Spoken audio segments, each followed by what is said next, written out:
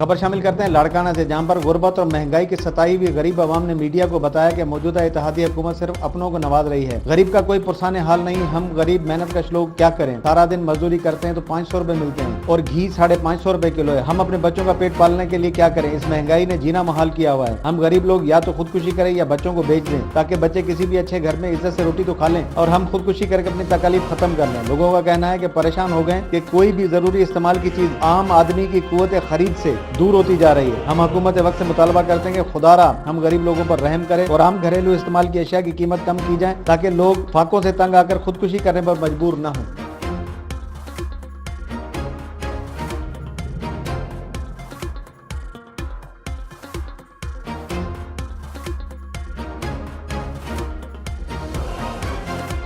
मजीद खबरों और अपडेट्स के लिए देखते रहिए हमारा YouTube चैनल HRJDO न्यूज।